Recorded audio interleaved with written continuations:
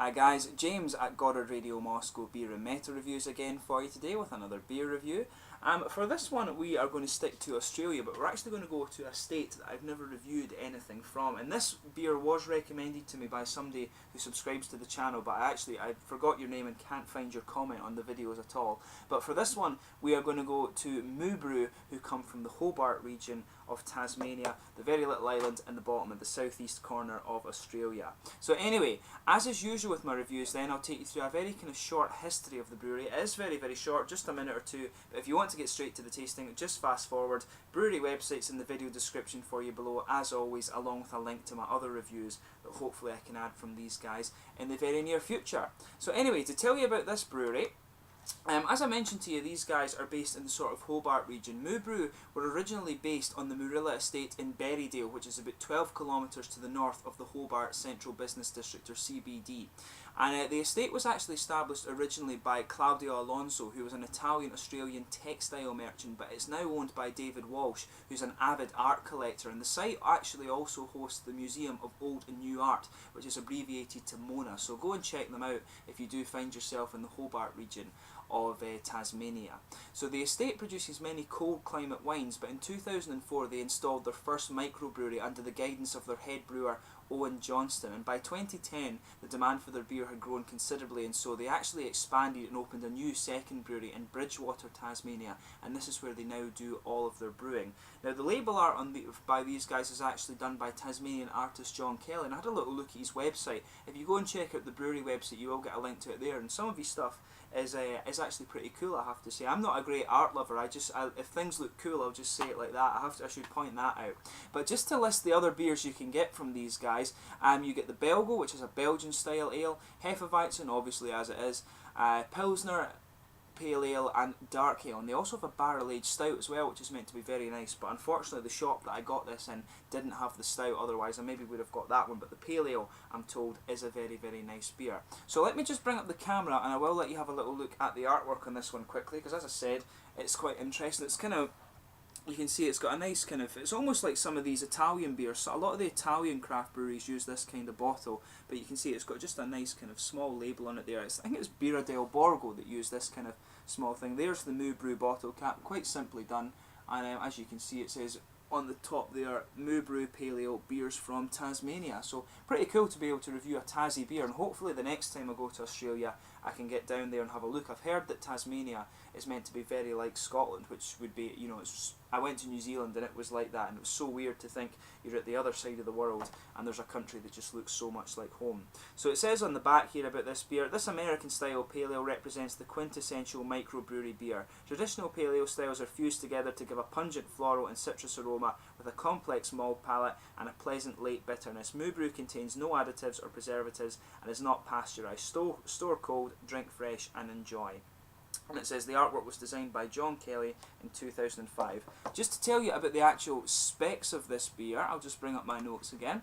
It's a 4.9% American Pale Ale, and it uses Cascade and Centennial hops, and they were originally both from Northwest USA, but recently they also began sourcing Cascade hops from local growers, if you like, in Tasmania. So I'm not sure if it is exclusively Cascade hops from Tasmania that's in here, or if they're blending American and Tasmanian hops. But without further ado, let's get this guy open, and this is my very first beer review for you from Tasmania, so quite excited to try this one. So as you can see, there was a little bit of smoke on the opening, and it's pouring a very nice kind of solid gold amber colour here.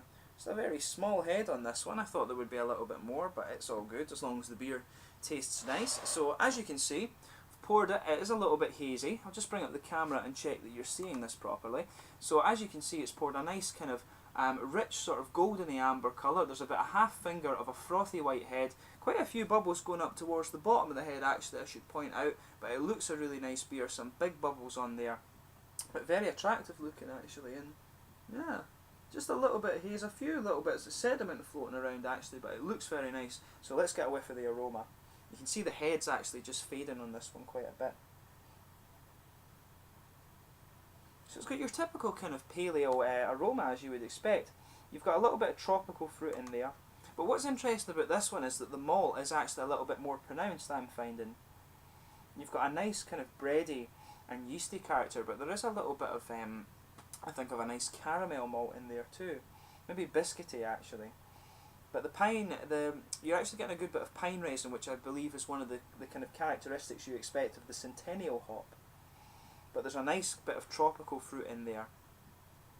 It's almost, I think the Cascade really gives you a kind of mix between a sort of pineapple, passion fruity, tropical note, and also some grapefruit, and you definitely are picking up something like that in here.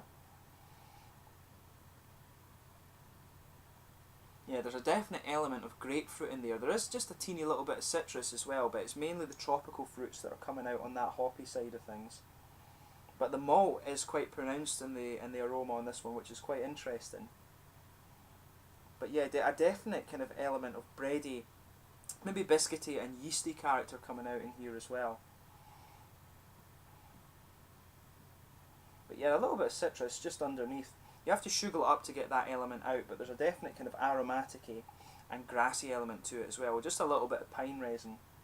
But yeah, it's actually a nice smell one. As I always say with my beers, just take a little bit of time and get into the aroma of these guys, because you can pick up, I always find it's quite helpful to link aroma to flavour, and sometimes there maybe is something there that's a bit harder to detect and vice versa, so definitely give it a go when you're trying your beers. But anyway, we'll get on with the tasting. So this is the Moo Brew Pale Ale from Tasmania, my very first Tasmanian beer review. Cheers.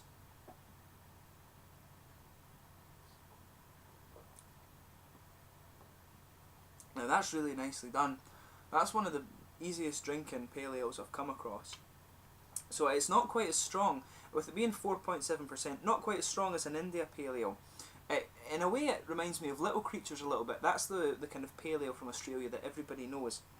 And it does remind me, it has the same feel as that, but it's got very distinct flavours that are different, of course.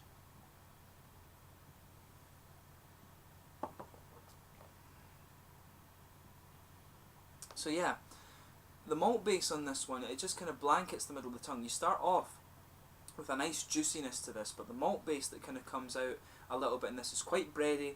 There is a little bit of kind of cereally grain in there, but there is an element of kind of caramel sweetness. But what makes this different is that sort of kind of cereal and slightly grainy character that just sits at the back edges of the palate there. It's really nice, this beer, actually.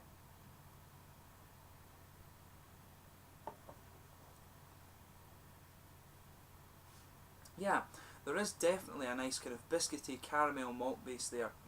You have just a little bit of sweet caramel going right down the middle of the tongue, then as you move out towards the sides you're getting just a little bit of a kind of cereal character, maybe just a teeny little bit of earthiness to it, I would say, but definitely a nice blend of flavours in the malt base, a bit of yeasty character in there as well.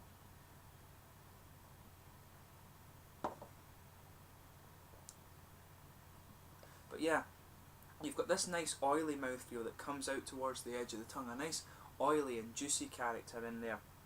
But you've got a good mix of kind of, I think it's not really even, it's a little bit of grapefruit, but the fruity elements are very mild. I think it's more of an aromatic-y flavour that comes out in this guy, to be honest.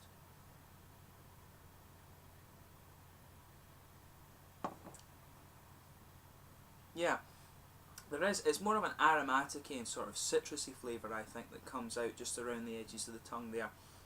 So you've got a nice big kind of floral, aromatic-y dryness around the edge of the tongue there. Some grassy element to it as well, obviously, but I think it's a kind of lemony citrus there. There is maybe just a little teeny bit of grapefruit that gives it that kind of slightly more sour character. It probably complements and blends quite well with the kind of aromatic elements of the beer. But it's the thing that's interesting about this one, sometimes you get beers where there's an element of the flavour that makes it really punchy, but this guy is a very nicely blended flavour, if that makes sense.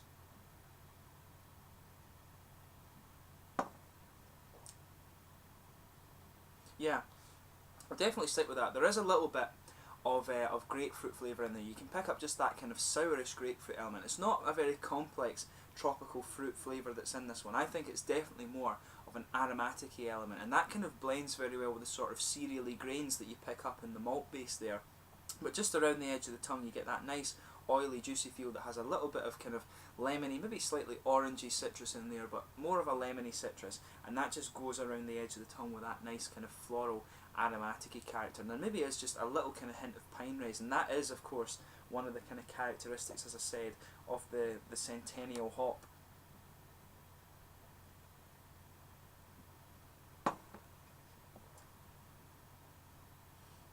But yeah, I mean, it's a really nice beer. In terms of the mouthfeel, I'd say it's kind of light to mid-bodied.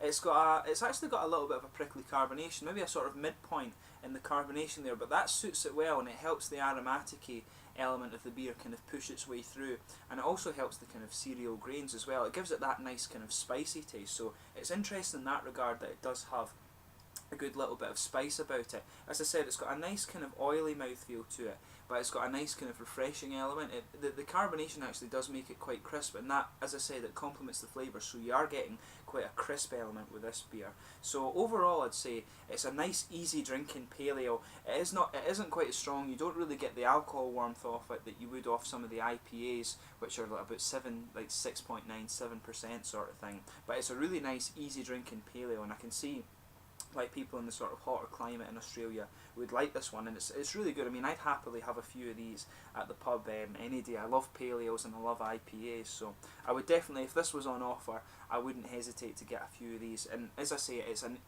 slightly different pale ale. You've got that nice aromatic-y blend with a nice kind of grainy element to it too, so it's a bit different in that way. So if you want a pale ale that's a little bit different, I'd say go and check this guy out. And as I've heard, the other beers that these guys do are meant to be very good too, so pick the style that you like from these guys, but definitely check them out. So anyway, I hope you've enjoyed this beer review. As always, comment in the comment section below and let me know your own thoughts on this beer. I hope you've enjoyed my first Tasmanian beer review, and hopefully when I go back to Australia I can pick up a few of the other different brewers and a few more of these beers as well. So thanks again for watching my channel, and please subscribe, share, all the usual YouTube stuff, and I will catch you soon with my next reviews. Cheers.